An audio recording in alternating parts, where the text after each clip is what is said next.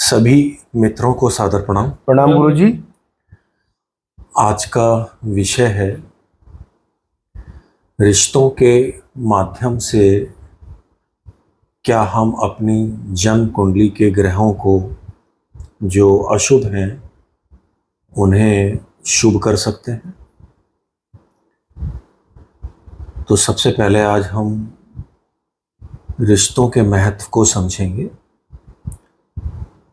इसके बाद फिर ज्योतिष के आधार पर हम यह भी समझेंगे कि रिश्तों को निभाकर हम अपनी जन्म कुंडली के ग्रहों को कैसे ठीक कर सकते हैं। रिश्तों का अर्थ होता है एक तरह से वह कड़ी जिसके माध्यम से हम अपने अपने दायित्व को पूरे अनुशासन के साथ पूरा करते हुए जीवन की श्रृंखला में सहयोग देते हुए इस भव सागर से हम पार होते हैं। जो शक्ति हमें इस भव सागर से पार करती है वह शक्ति हमारे रिश्तों की है।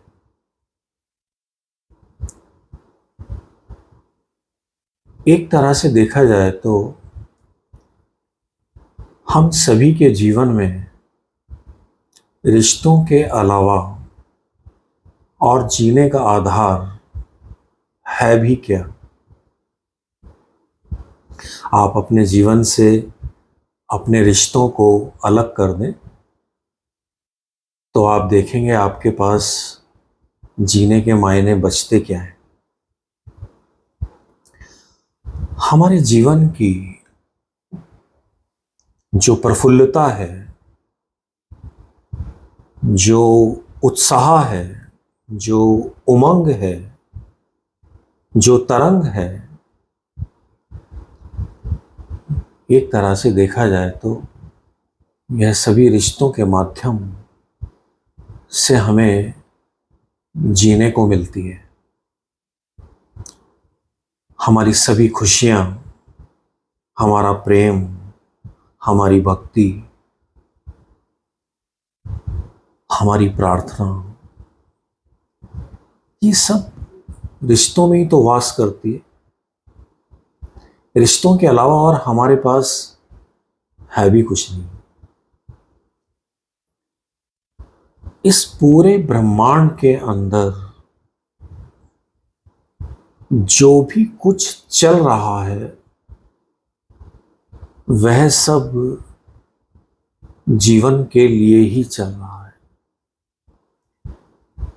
जो भी किसी के साथ किसी कड़ी से मिलकर संयुक्त होकर चल रहा है, किसी भी रिश्ते के माध्यम से, वह किसी ना किसी रूप में जीवन को सहयोग दे रहा है। इस पूरे ब्रह्मांड में जो भी कुछ चल रहा है सब संयुक्त है, सब एक दूसरे के साथ मिलकर चल रहा है। किसके लिए चल रहा है? उस परमात्मा के लिए जिसे हम पूजते हैं। इसे ऐसा समझें, मैं इसे थोड़ा और सरल करना चाहूंगा जिसे आप आसानी से समझ पाएंगे। उस परमात्मा की हम किरणें हैं जिसे हम आत्मा बोलते हैं, और इस आत्मा को रहने के लिए शरीर चाहिए। ये शरीर के अंदर जो भी कुछ चल रहा है, जो भी आंतरिक व्यवस्था चल रही है, एक एक कड़ी एक दूसरे को सहयोग देते हुए अपने अपने दायित्व को पूरा करते हुए इस जीवन की श्रृंखला में एक तरह से देखा जाए तो सहयोग दे रही है। किसके लिए? इस शरीर को जिंदा रखने के लिए, जिसमें आत्मा वास कर सके। ये जो पूरा ब्रह्मांड है, जो एक दूसरे के साथ सब कुछ मिलकर चल रहा है, सभी बिल्कुल अनुशासन के साथ चल रहा है, वो किसके लिए? परमात्मा के लिए। ये पूरा ब्रह्मांड परमात्मा का शरीर है। जैसे आत्मा को शरीर चाहिए, ऐसे ही परमात्मा को पूरा ब्रह्मांड चाहिए। वो जो कण कण है, वो जीवन में अपना सहयोग दे रहा। जो हमारा एक एक सेल है हमारे शरीर के अंदर, ये शरीर को जीवित रखने में मदद कर रहा है। ये जो आंतरिक व्यवस्था में चल रहा होता है, यही रिश्ता है। सब एक दूसरे के साथ अपना कोई ना कोई रिश्ता निभाकर जीवन को सहयोग दे रहे होते हैं। एक तरह से देखा जाए तो अब मैं इस विषय पर बात करूंगा। ज्योतिष के आधार पर एक व्यक्ति से परिवार का जन्म होता है, परिवार से समाज का जन्म होता है, समाज से राष्ट्रों का जन्म होता है। एक बच्चे का जब जन्म होता है, एक तरह से देखा जाए तो जो व्यवस्था हमारे शरीर की है, जो व्यवस्था हमारे ब्रह्मांड की है, इसमें एक बात समझने जैसी है, और वह है कोई भी किसी से अलग नहीं होना चाहता। अगर वो अलग होगा तो जीवन एक तरह से देखा जाए तो संकट में आ जाएगा। आपके शरीर का कोई भी ऑर्गन अगर ना काम करे तो आपका जीवन कमजोर हो जाएगा, जीवन संकट में आ जाएगा। ठीक इसी तरह से जब सब संयुक्त होकर चलता है तो जीवन क्रिएट होता है, जीवन विकसित होता है। यही सारी बातें आज हमने रिश्तों को लेकर समझनी है। उनका हमारी जन्म कुंडली के ग्रहों पर क्या प्रभाव पड़ता है।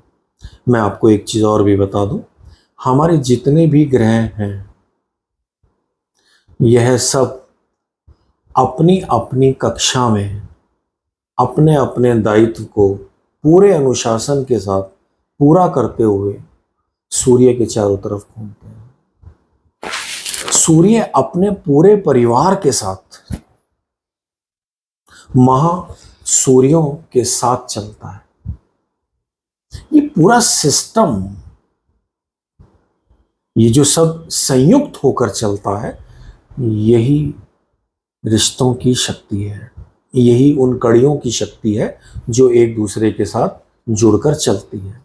एक बहुत साधारण सी बात है, किसी साधारण सी जंजीर को आप ले लें, उसकी एक कड़ी कमजोर हो जाए, पूरी जंजीर कमजोर हो जाती है। ये जो रिश्ते हैं हमारे, एक तरह से देखा जाए तो ये सभी हमारे जीने का आधार तो है ही, लेकिन इन रिश्तों के माध्यम से हम उन सभी ग्रहों को शुभ कर लेते हैं जिन ग्रहों के आधार पर जिन रिश्तों को देखा जाता है। जब एक बच्चे का जन्म होता है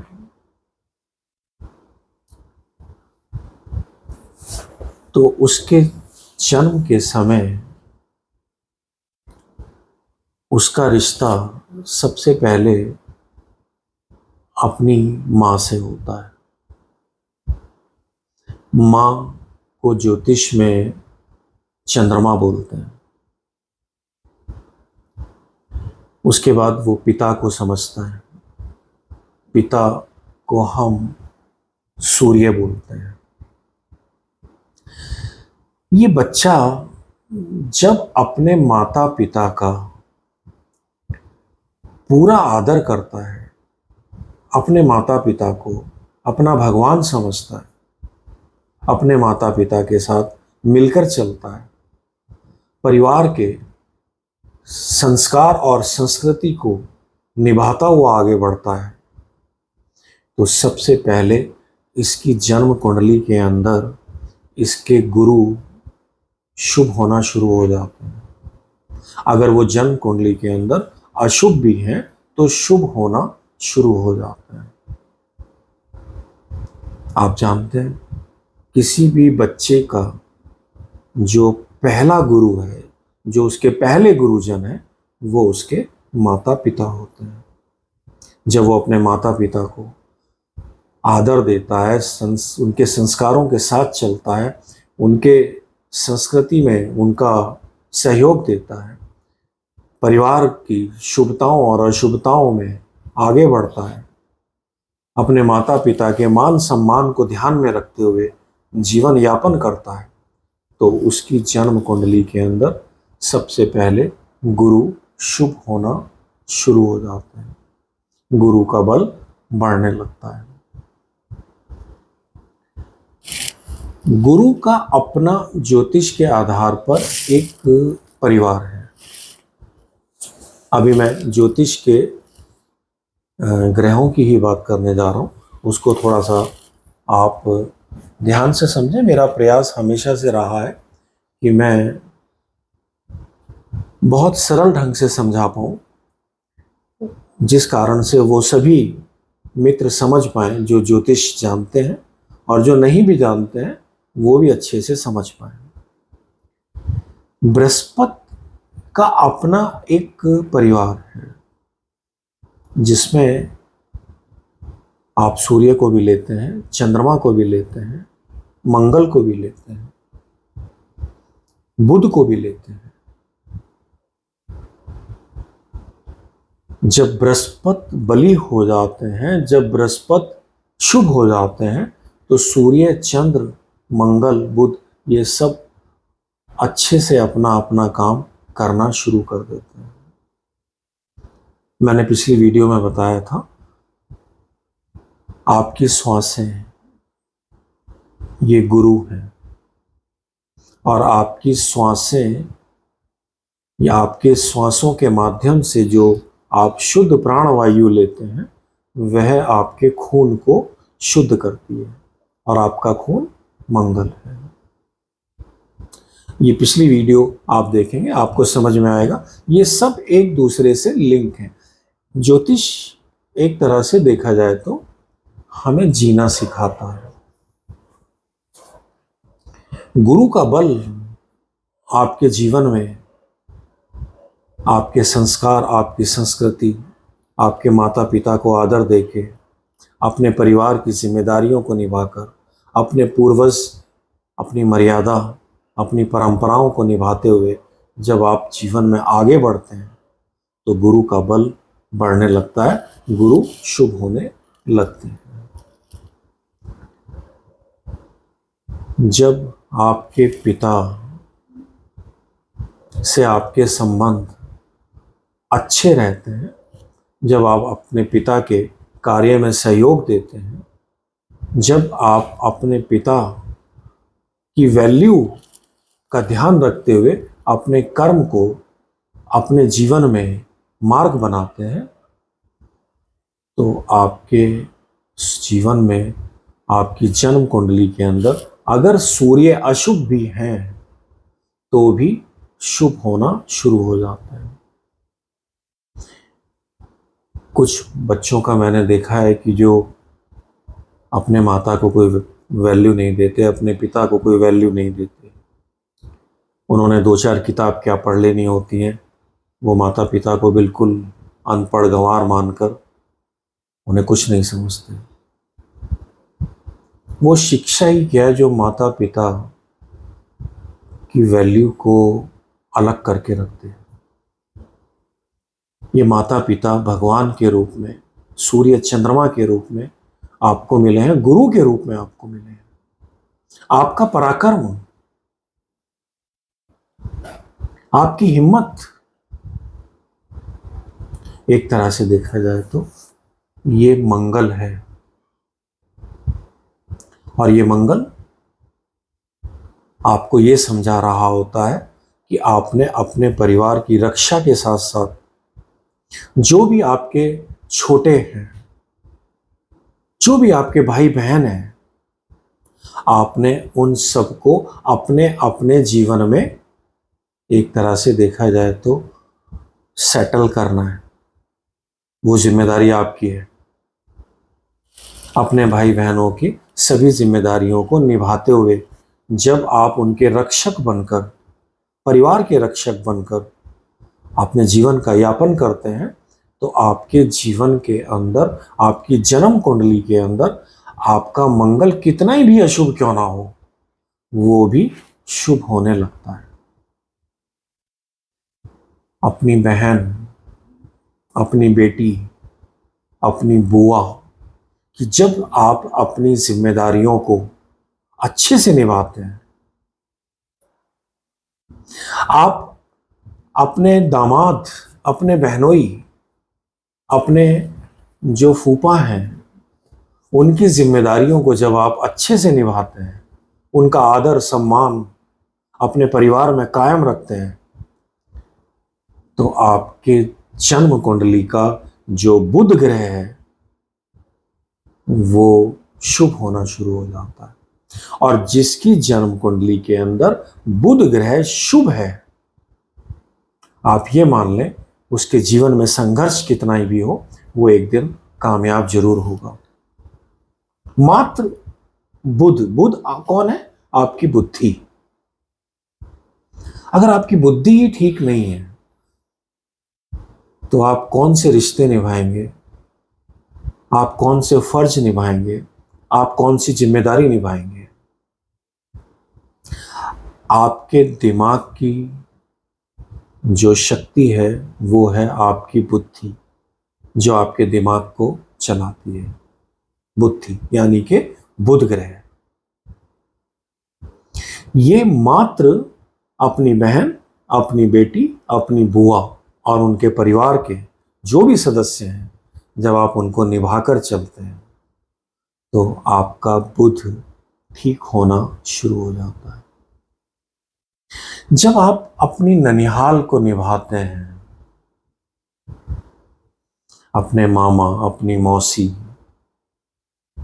अपने नाना नानी, ननिहाल में आपके जो भी रिश्ते बनते हैं, आप जब उनको अच्छे से निभाते हैं तो आपका मंगल और केतु ये दोनों अच्छे होने शुरू हो जाते हैं। जब आप अपने पिता के रिश्तों को निभाते हैं, चाचा, ताऊ, दादा, दादी, तो राहु, शनि अच्छे होने शुरू हो जाते हैं। मैं उन मित्रों को एक बात समझाना चाहता हूं कि आपके पिता को हम नवम भाव से देखते हैं, लेकिन जब हम चाचा को देखेंगे तो वो 11वां भाव, जिसके कारक शनि है,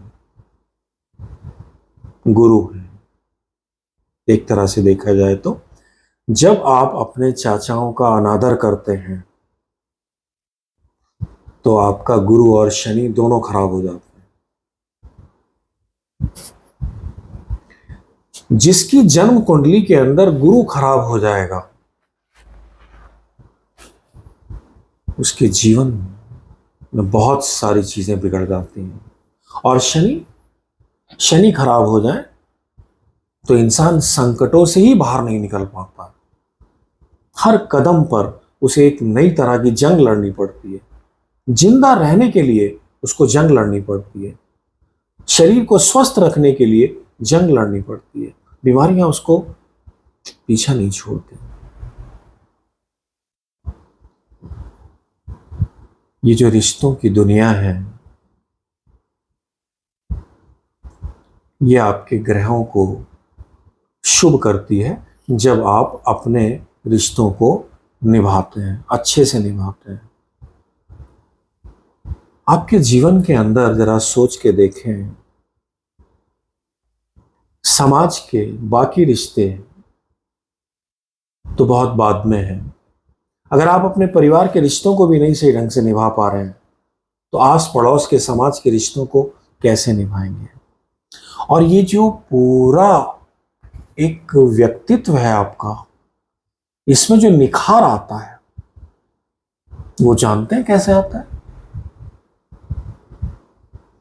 जब आप अपने परिवार के, अपने समाज के, अपने मित्रों के सभी रिश्तों को निभाते। आप जब जिससे दोस्ती करते हैं, जिससे मित्रता करते हैं, जब आप उस रिश्ते को अच्छे से निभाते हैं, उन्हें एक लंबी उम्र देते हैं, तो आपका मंगल शुभ होने लगता है, बुध शुभ होने लगता है, शनि शुभ होने लगता है, गुरु शुभ होने लगता है। इसीलिए मित्र का रिश्ता बहुत बड़ा रिश्ता है।